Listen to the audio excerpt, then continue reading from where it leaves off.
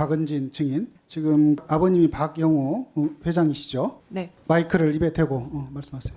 그런데 지금 그 급여 임금하고 퇴직금을 부친께서 받아가신 금액이 499억 원, 500억 상당이 된단 말이죠. 그 돈을 받아다가 어디다 썼는지 혹시 알아요?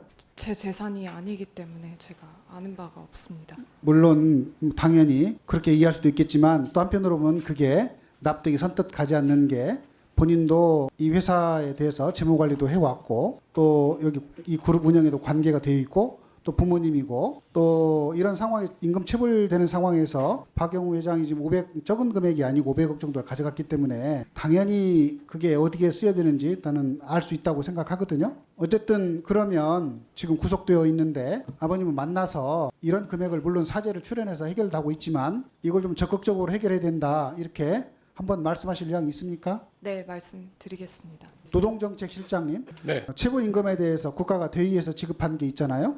예, 대지급금으로 대지금 지금 했죠. 네. 그러면 이 그룹 회사가 갖고 있는 재산에 대해서 지금 따로 재산을 좀 파악하는 일을 좀 했습니까? 재산 조회를 해서 일부 재산에 대해서 저희가 가압류 조치를 취해놨습니다. 얼마 정도나 됩니까? 파악한 게? 그게 그 몇 필지에 대한 거라서 그 구체적인 액수로는 그게 제가 지금 예를 들면 여러 가지 채무자 재산 공시 제도라든지 다른 여러 가지 수단을 통해서 많이 확인할 수 있지 않습니까? 다 충분히 확인한 겁니까? 예, 공단 측에서 저희가 재산 조회를 통해서 할 수 있는 부분들은 한 걸로 알고 있습니다. 그것도 하여간 재산이 그렇게밖에 남지 않았다는 게 좀 납득이 안 되는데요.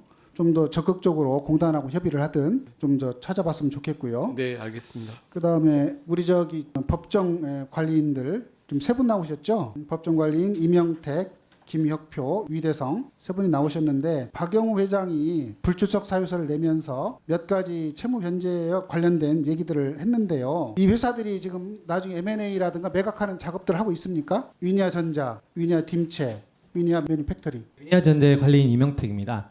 현재 위니아전자에서는 그 매각 진행을 하고 있는데 공개적으로 2차 공개 매각을 진행했습니다. 근데 1월 13일 날 2차 공개 매각 시한까지 매수 희망자는 없는 상황입니다. 그래서 저희가 회생 인가 계획을 4월 21일까지 받아놓은 상황인데 그 이전에 매각할 수 있는 가능성은 지금으로서는 약간 좀 어려운 상황입니다. 만약에 매각이 안 되면 어떻게 됩니까? 매각이 안 됐을 시에는 회생을 연장하는 방안이나 안 그러면 청산이나 그 파산으로 진행이 돼야 되는데 회생 연장하는 방향에서는 예비 매수자가 발생할 가능성이라든가 아니면 자체적으로 회생 가능성이 있을 적에 회생 연장이 되고, 그렇지 않은 경우에는 파산이나 청산으로 진행되는 것으로 알고 있습니다. 파산과 청산으로 들어가면 여기 그 임금체불, 지금 최근 임금 못 받은 분들에 대해서 채권 변제할 가능성이 좀 얼마나 됩니까? 변제해야 되지 않겠습니까? 있잖아요. 지금 현재 그 위니아전자에서는 체불임금 해소 방안으로 세 가지 이제 방안을 준비를 하고 있습니다. 이제 첫 번째가 그 엔터카바의 매출 채권 대금 회수 대법원 상고 소송을 진행을 하고 있고, 두 번째는 멕시코 공장의 자산 매각을 통해서 일부 대금을 회수하는 방안하고, 세 번째 부인권을 통해서 위니아 에이드한테 대금을 회수하는 세 가지 방안을 진행을 하고 있는데, 사실은 그 세 가지 다 모두가 현재로서는 상당히 불확실한 상황입니다. 그래서 만약에 이제 그의 가능성이 있었다 그러면은 이제 벌써 저희 회생 기간 동안에 일부적인 가시적인 성과가 있었을 텐데, 지금에서는 엔테캅 소송도 1심에서는 이기고 상고심에서는 패소해서 지금 대법원 상고심까지 갔는데 거기에서는 이길 확률들은 지금 객관적으로 보면 30% 미만이라고 전망들을 하고 있습니다. 두 번째, 멕시코 공장 매각 관련돼서는 현재 23년 7월에 멕시코 공장도 현지 로컬의 파산 절차가 진행이 되고 있습니다. 그 파산 절차 진행 중에서 공장을 매각을 하고 또 지금 공장이 이제 가동이 멈춰진 지가 한 2년 정도 됐습니다. 그래서 그 가동이 중단된 상태에서 매각을 진행을 하고 있는데, 사실은 거기 그 매각 진행 상황하는 것도 현재로서는 더 어려운 상황으로 더 지금 가고 있는 상황입니다.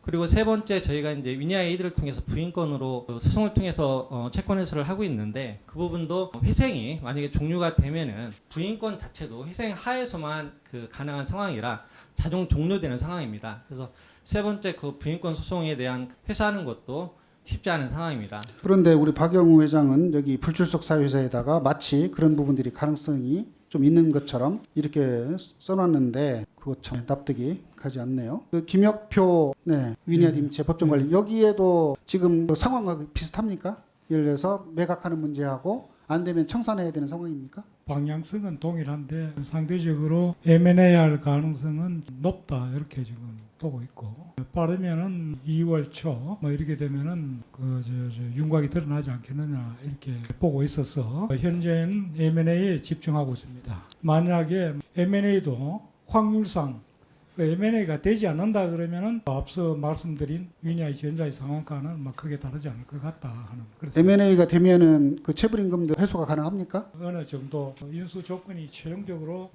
합의가 되지 않았기 때문에 몇 퍼센트를 어떻게 변제한다 하는 것은 지금 이 자리에서 말씀드릴 수는 없지만 어느 정도 변제는 될 것이다 이렇게 보고 있고, 그것을 목적으로 지금 M&A를 추진하고 있습니다. 위대성 팩터링 거기는 상황이 어떻습니까? 예, 저희 매니팩처링은 전자의 자회사이기 때문에 지금 뭐 상황은 똑같이 지금 매각을 같이 진행하고 있지만 지금 현재 상황으로는 상당히 어려운 상황이고, 만약에 이게 매각이 안 된다고 하면은 지금 공장 매각 부지 매각을 통해서 일부 지금 추정키로는 뭐 100억 미만으로 알고 있습니다. 그렇기 때문에 지금 저희가 현재 생긴 임금 체불 금액만 약 한 446억이 됩니다. 그렇기 때문에 그 부분에 그 공장 땅을 매각해서 할 수 있는 거는 한 20-30%밖에 안 되는 걸로 알고 있습니다.